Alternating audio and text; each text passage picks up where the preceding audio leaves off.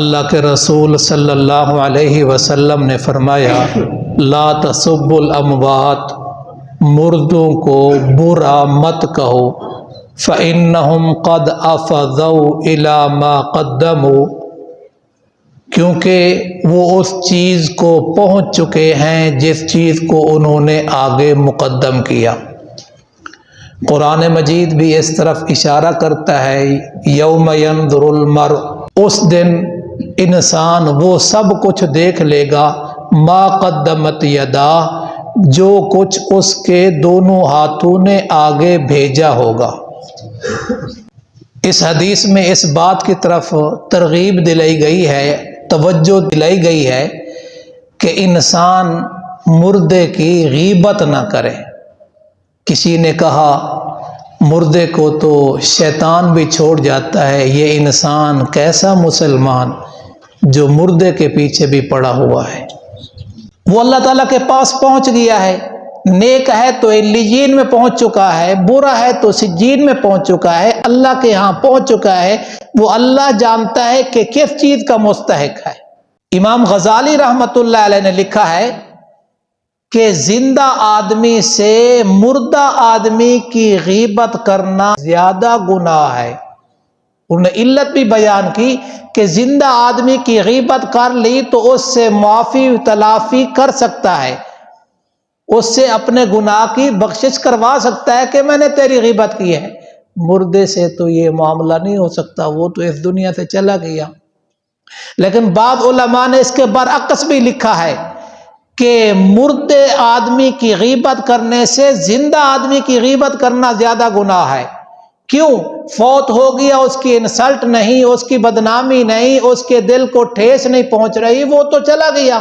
لیکن زندہ آدمی کے لیے اس کی بدنامی کا خطرہ ہے، اس کی انسلٹ کا خطرہ ہے، اس کی دل آزاری کا خطرہ ہے۔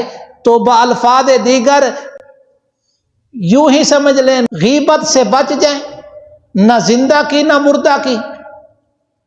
اور یہاں ایک فقہی مسئلہ بھی علماء اکرام نے لکھا ہے کہ اگر مردے کو نہلاتے وقت اس کے اندر کوئی عیب دیکھا، کوئی جگہ سوجی ہوئی ہے، کوئی جگہ کوئی عیب ہے، کوئی داغ دھبا ہے، بال وغیرہ کا کوئی معاملہ ہے، اگر اس نے دیکھ لیا ہے تو اس کو بیان کرنا حرام ہے۔ اور اگر کچھ اس کی اچھائی دیکھی ہے تو اس کو بیان کرنا بہتر ہے، اس کو بیان کرے، اچھائی تو بیان کرنے کی چیز ہے۔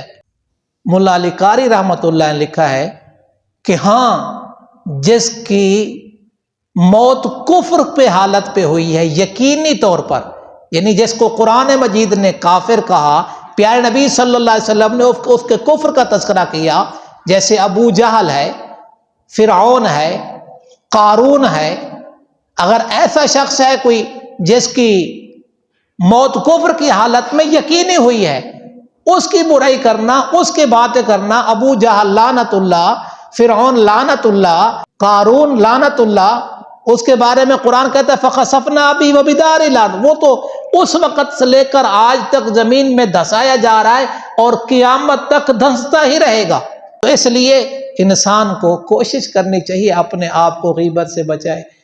کل بھی تھوڑا سا اشارہ کیا تھا، آج بھی اسی عنوان سے وہ بات آ گئی ہے۔ نبی صلی اللہ علیہ وسلم نے فرمایا الغیبۃ اشد من الزنا، غیبت زنا سے بھی زیادہ سخت ہے۔